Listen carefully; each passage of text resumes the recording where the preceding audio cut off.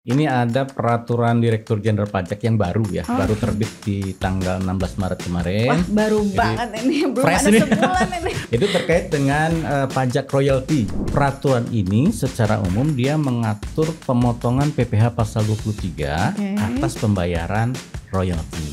Uang pembayaran atas penggunaan hak cipta.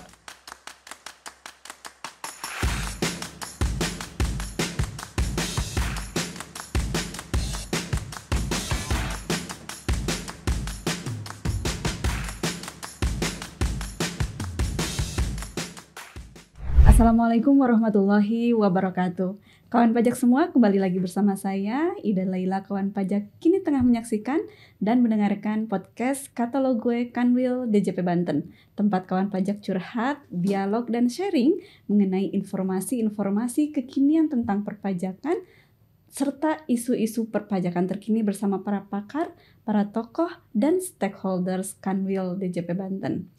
Nah, pada podcast kali ini kembali kami menghadirkan penyuluh pajak ahli madya Kanwil DJP Banten. Telah hadir bersama saya Bapak Dedi Kusnadi. Bapak, apa kabar ya? Lama banget ya, Pak? Udah lama kita nggak podcast ya. Podcastan. Pada ini sibuk saudara-saudara ya, kawan pajak. Karena dalam rentang waktu Januari sampai dengan Maret ini kan kita penerimaan SPT tahunan betul. Pak Dedi. Jadi kawan pajak, para penyuluh di Kanwil DJP Banten ini luar biasa sibuknya memberikan sosialisasi baik itu ke kampus-kampus, asosiasi, segala ya Pak ya. Luar biasa. Nah, sehat Bapak? Alhamdulillah sehat. Alhamdulillah. Nah Bapak, pada kesempatan kali ini apa yang akan Bapak sampaikan kepada kawan pajak? Baik, kawan pajak sekalian, ini ada peraturan Direktur Jenderal Pajak yang baru ya, baru terbit di tanggal 16 Maret kemarin. Wah, baru banget ini, belum ada sebulan ini. Fresh from the open katanya gitu ya. Itu terkait dengan pajak royalti ya. Royalti gitu. Wah, ini penting banget nih buat kawan pajak karena kita mesti tahu dulu Pak sebelum kita bicara tentang pajaknya. Mungkin kawan pajak harus tahu dulu nih royalti itu maksudnya gimana sih Pak? Royalti secara ringkas, kawan pajak sekalian, dia adalah uang pembayaran atas penggunaan hak cipta. Jadi intinya hak cipta, gitu ya. Jadi sekarang para milenial ya banyak yang bikin YouTube, bikin materi konten segala macam, itu harus kawan pajak daftarkan hak ciptanya. Gitu. Kalau tidak ruginya?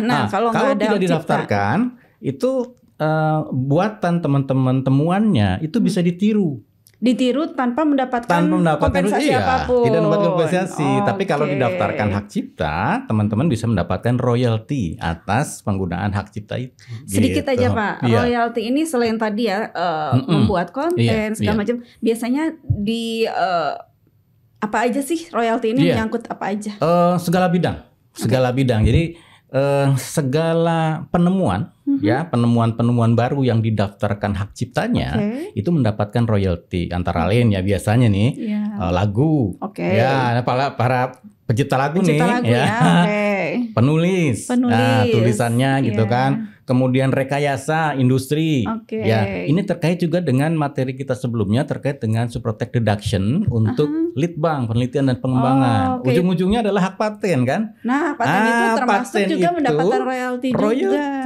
Jadi kalau pihak lain menggunakan temuan itu yang sudah dipatenkan, dia wajib membayar royalti. Berarti ini luas juga ya cakupannya royalti itu ya. Semua segala macam penemuan yang didaftarkan. Sebagai intinya hak atas didaftarkan loh ya. Intinya ya. Didaftarkan kan pajak. Kalau tidak didaftarkan tidak termasuk. Jangan lupa berarti kalau melakukan sesuatu yang baru, menemukan sesuatu yang baru, segera daftarkan hak atas kekayaan intelektualnya supaya dapat royaltinya. Seperti itu. Nah, terus tadi Bapak bilang ada peraturan baru yang dikeluarkan di tanggal 16 Maret ya, kemarin. Betul. 2023 ini apa ya? Nah, peraturan ini mengatur tentang apa sih terkait royalti? Nah, jadi peraturan ini secara umum dia mengatur pemotongan PPh pasal 23 atas pembayaran royalti. Bukannya memang sudah diatur dulu juga Pak? Dulu memang sudah diatur kawan pajak semua. Jadi terkait dengan PPh pasal 23, tarifnya tunggal sebenarnya ya, 15%. 15%, betul. Cuman di sini diatur tersendiri khusus untuk royalti. Tarifnya bukan 15%, tapi ada penggunaan 40% dari penghasilan royaltinya. Itu brutonya ngitung dari 40% ya. Oke. Jadi 15% dikali 40% jadi 6%. Jadi yang dulunya 15% sekarang jadi 6%. Karena ada si 40%. 40% ini apa Pak sebetulnya? Ya, jadi 40% ini merupakan besaran ya, besaran penghasilan bruto. Dari seluruh royalti yang diterima, penghasilan bruto yang diterima pemilik hak paten itu adalah 40% dari seluruh royalti. Jadi yang dipotong 15% dari 40%-nya itu. Tidak dari bruto seluruhnya gitu kan. Gitu seperti itu. Ya. Jadi memang besarannya ditentukan oleh Direktur Jenderal Pajak. Tentunya hasil survei, hasil dialog segala macam ya. Oh kita bikin 40% lah gitu. Seperti itu. Tapi itu bukan final lah. Hati-hati kawan pajak ya, ini nggak final. Nah, ini nanti PP pasal 23 bukan final. Bukan final, nanti dikreditkan ya, dihitung kembali ketika kawan pajak melaporkan SPT tahunan. Dihitung ulang semua penghasilannya, kemudian dimasukkan berapa harusnya pajaknya, baru dihitung ini udah bayar berapa. Iya betul, seperti gitu. itu. Ya. Jadi dia akan mengurangi pajak yang harus dibayarkan di akhir tahun ya. Norma penghitungan penghasilan neto. Iya, betul. Nah boleh. Mungkin kawan pajak semua juga diberikan sedikit pencerahan tentang NPPN ini. Baik kawan pajak sekalian, mungkin ada beberapa yang sudah tahu, ada yang masih belum ngeh gitu ya. Ada yang namanya NPPN, Norma Penghitungan Penghasilan Neto. Baik. Itu apa sih Pak katanya? Itu adalah cara untuk menghitung penghasilan neto dari setiap kegiatan usaha wajib pajak. Ya, yang tidak melaksanakan pembukuan. Ya, jadi kalau tidak ada pembukuan yang rapi, itu kan netonya susah dicari ya. Standarnya berbeda nanti antara sisi Fiskus Direktur Jenderal Pajak sama sisi wajib pajak. Nanti berantem nih. Ini netonya sebenarnya berapa gitu kan? Nah, jadi ini diatur supaya saling sepakat sama pokoknya netonya sekian. Ya, itu diaturnya di apa? Ada di Per 17 ya. Per 17. Jadi neto ini sebenarnya sudah lama, tahun 2015 ya. Tahun 2015. Cuma banyak kawan pajak yang belum paham bahwa penggunaan NPPN atau norma penghitungan penghasilan neto itu harus dilaporkan terlebih dahulu izinnya. Nggak bisa tiba-tiba aja gitu ya. Itu setiap awal tahun harus dilaporkan. Dan nggak bisa berlaku untuk seumur hidup. Nggak bisa. Oke, berarti kawan pajak kalau mau lapor SPT, pas mau lapor SPT mungkinnya supaya nggak lupa ya. Sekaligus aja untuk yang tahun berikutnya dia laporkan, dia beritahukan NPPN-nya. Karena NPPN ini harus dilaporkan selambat-lambatnya 3 bulan sejak awal tahun berjalan. Jadi untuk laporan tahun ini ya penggunaan NPPN-nya lapor antara Januari sampai 31 Maret kan 3 bulan ya. Tapi ini udah lewat ya. Udah lewat. Apa-apa. Kalau yang belum ya sudahlah laporkan, tapi mungkin belum bisa berlaku di tahun depan ya. Nanti laporan untuk SPT tahunan tahun 2023 kalau sudah dilaporkan penggunaan NPPN-nya itu bisa digunakan pakai untuk itu. Tapi kalau belum dilaporkan mau tidak mau kawan pajak harus menggunakan pembukuan. Ini tuh NPPN untuk royalti ini tuh yang berapa persen nih? Pak tarif? Jadi untuk royalti ya, jadi kawan pajak ini bedakan. Bedakan antara tarif efektif royalti dengan NPPN. Ini itu tidak sama.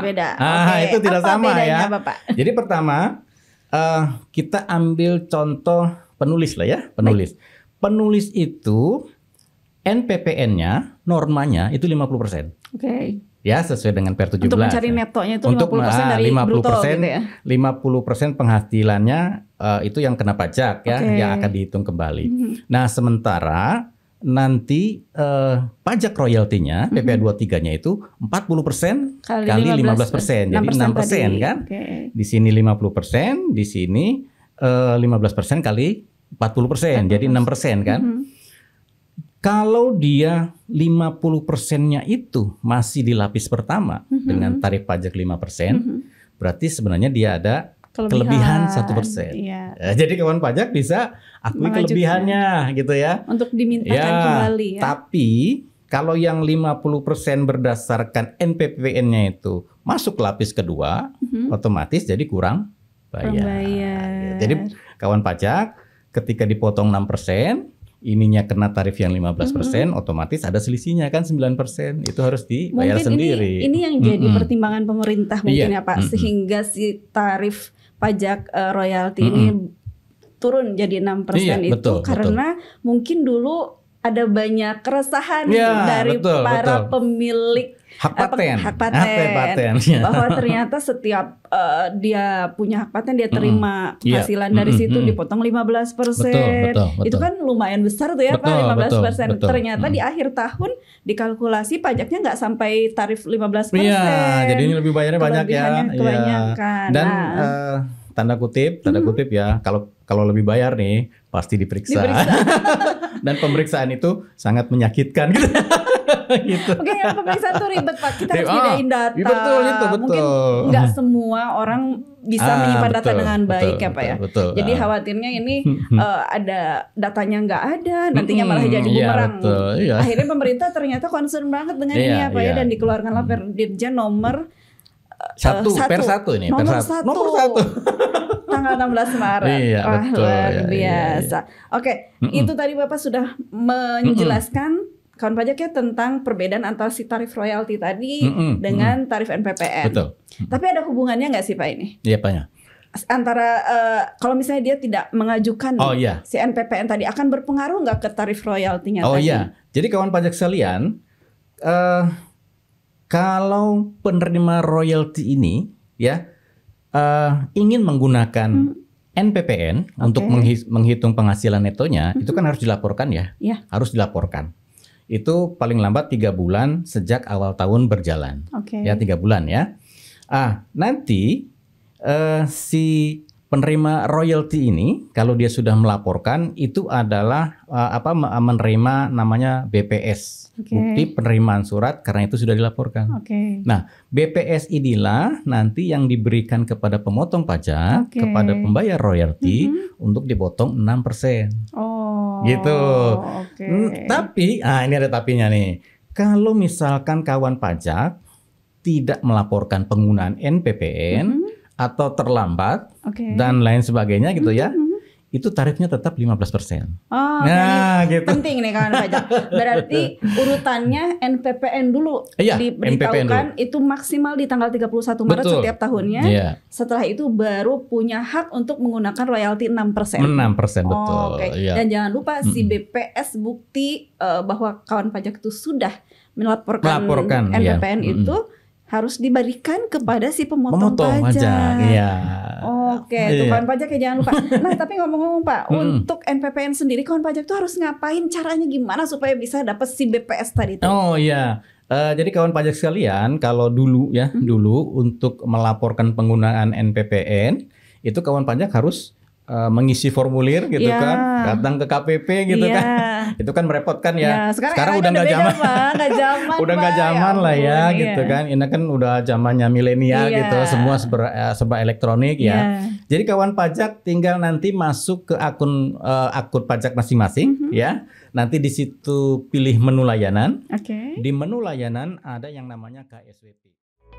Tutorial ini ditujukan bagi wajib pajak orang pribadi yang melakukan pekerjaan bebas dan memilih untuk menghitung menggunakan norma penghitungan penghasilan neto atau NPPN.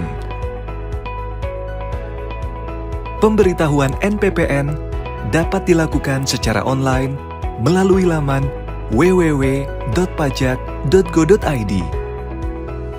Silakan tekan tombol login.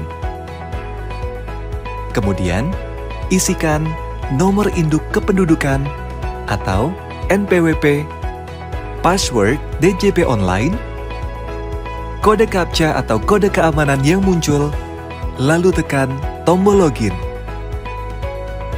Jika berhasil, Anda akan dihadirkan laman dashboard seperti gambar berikut.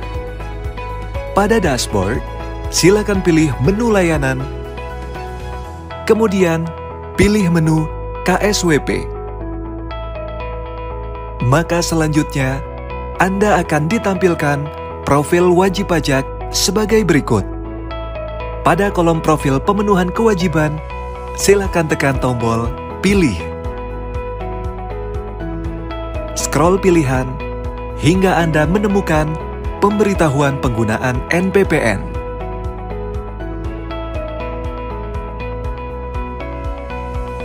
Lanjutkan dengan memilih tahun NPPN. Pemberitahuan NPPN ini disampaikan paling lama 3 bulan sejak awal tahun pajak yang bersangkutan. Berikutnya, silakan tekan cek data sehingga muncul notifikasi sebagai berikut. Isikan kode keamanan yang muncul, lalu tekan submit. Sistem akan melakukan pengecekan terkait status wajib pajak, yaitu status orang pribadi, status NPWP, dan jangka waktu pemberitahuan. Jika terpenuhi, maka Anda dapat mencetak bukti penerimaan surat dengan menekan tombol cetak BPS. Anda akan ditampilkan notifikasi konfirmasi terkait peringatan penggunaan NPPN. Tekan ya untuk melanjutkan. Sistem akan menyimpan data permohonan Anda. Klik ya untuk mulai mengunduh BPS. BPS akan terunduh secara otomatis ke dalam komputer Anda. Berikut adalah bentuk tampilan BPS dimaksud. Demikian tutorial pemberitahuan penggunaan norma penghitungan penghasilan neto.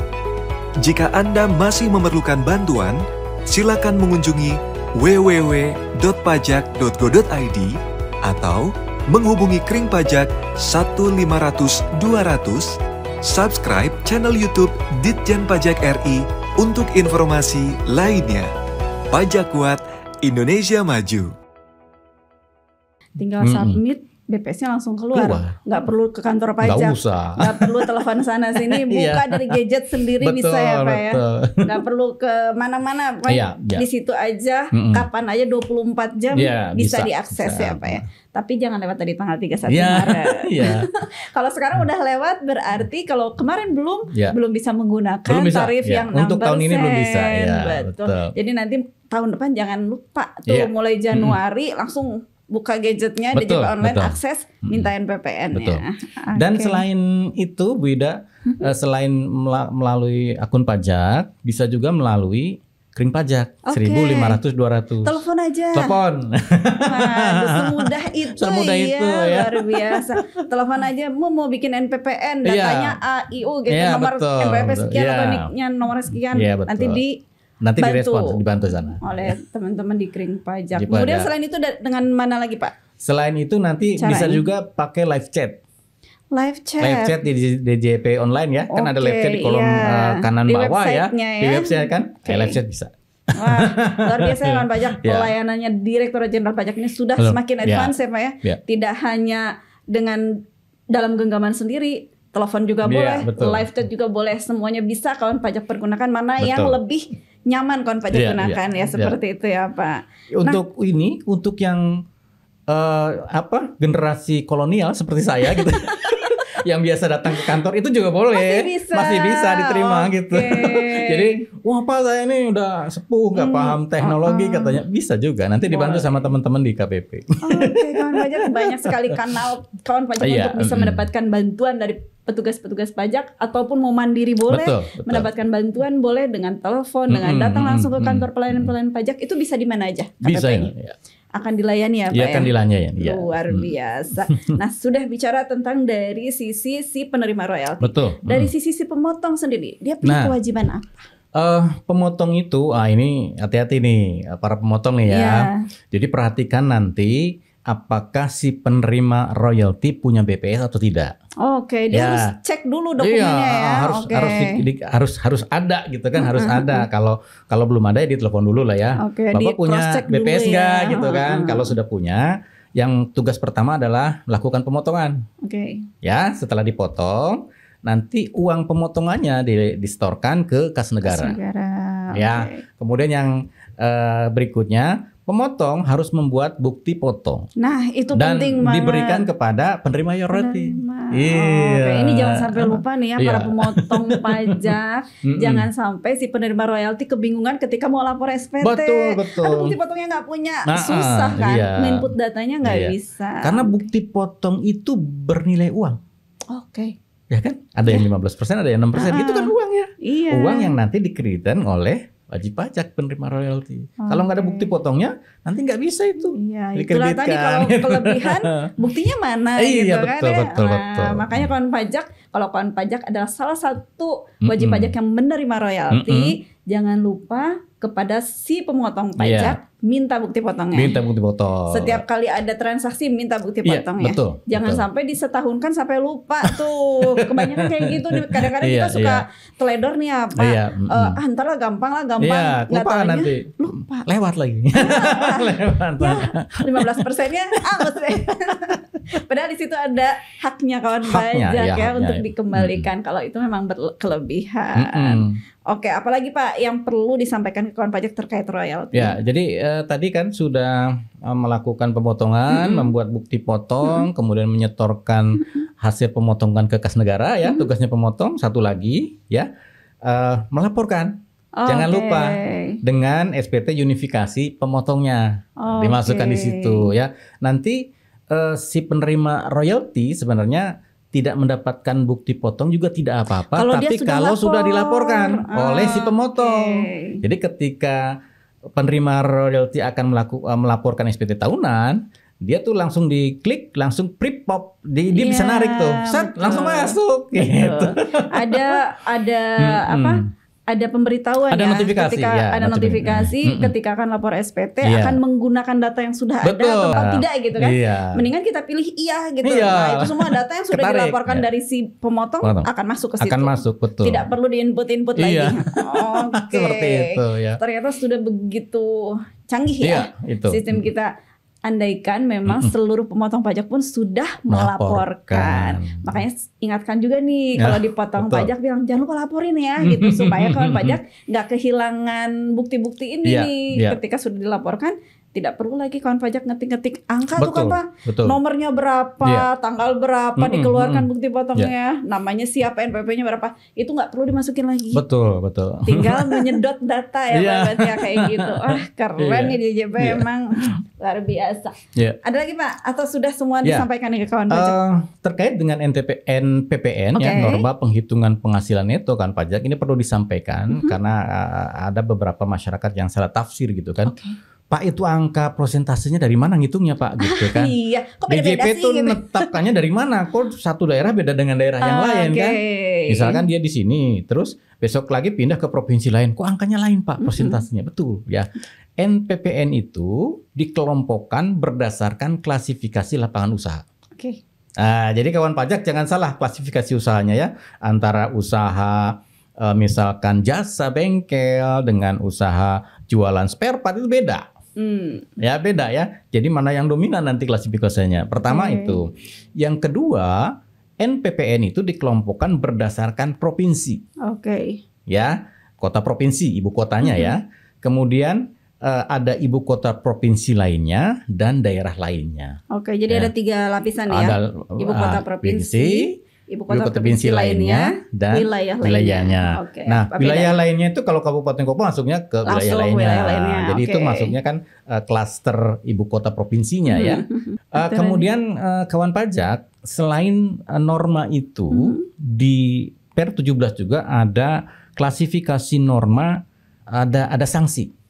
Ya, ada sanksi jika misalnya begini. Kalau ada pemeriksaan, ya, ada pemeriksaan, kawan pajak tidak bisa menunjukkan izin atau laporan penggunaan norma. Maka diterapkan penghitungan netonya dari norma tapi nanti lebih tinggi. Pastinya ya. Nah, lebih tinggi ya, lebih tinggi. Kemudian ada juga misalkan badan hukum. Badan hukum kan wajib pembukuan ya. Nggak boleh dia pakai norma kan, harus pembukuan wajib ya. Tapi ketika dilakukan pemeriksaan dan badan hukum ini tidak dapat menunjukkan pembukuan, maka penghasilan netonya akan dihitung berdasarkan norma yang ada di daftar. Tentu tarifnya lebih tinggi daripada yang norma seperti itu. Jadi Per 17 ini mengatur tentang penggunaan norma seluruhnya. Ya, seluruh clue, kemudian dibagi berdasarkan provinsi, kemudian di situ juga ada norma-norma khusus jika wajib pajak tidak melaksanakan kewajiban sesuai dengan ketentuan. Seperti itu. Dan KLU ini banyak sekali ya Pak? Banyak. Kamu mungkin hafal ya Pak Dedi juga kayak. Lampirannya ada 360-an. Iya. Jadi kawan pajak kalau misalnya bingung, saya masuk KLU yang mana ya? Gitu. Tanya aja nanti. Searching aja, googling aja bisa ya. Per 17 tahun 2015. Jangan lupa tuh kawan pajak daripada bingung-bingung. Takutnya si pemotong salah motong misalnya menentukan DPP-nya gitu kan. Pastinya kawan pajak harus cek dulu termasuk KLU yang mana, tergantung dari usaha yang dominan kawan pajak lakukan. Kayaknya udah jelas banget nih Pak dari awal sampai akhirnya, mulai dari latar belakang adanya peraturan ini, kemudian sampai bagaimana cara menghitungnya, bagaimana cara menggunakannya, bagaimana cara melaporkannya, semuanya seperti sudah dikupas tuntas oleh Pak Dedi di episode Katalog Gue kali ini tentang Perdirjen nomor 1 tahun 2023 yang dikeluarkan di tanggal 16 Maret tahun 2023 tentang penggunaan PPh pasal 23 atas royalti. Oke, terima kasih banyak Pak Dedi. Terima kasih kembali atas informasi yang jelas, begitu jelas dan gamblang disampaikan untuk kawan pajak semua. Mudah-mudahan ini bisa berguna buat kawan pajak. Jadi dilihat-lihat lagi, dicek lagi usahanya seperti apa. Apakah ada usaha kita yang seharusnya juga mendapatkan royalti gitu ya. Itu harus dicek lagi kawan pajak. Konten kreator kah? Penulis kah? Atau penemu kah? Itu semuanya coba diulang lagi, dilihat-lihat supaya bisa menggunakan ketentuan perpajakan yang sesuai dengan kondisi kawan pajak.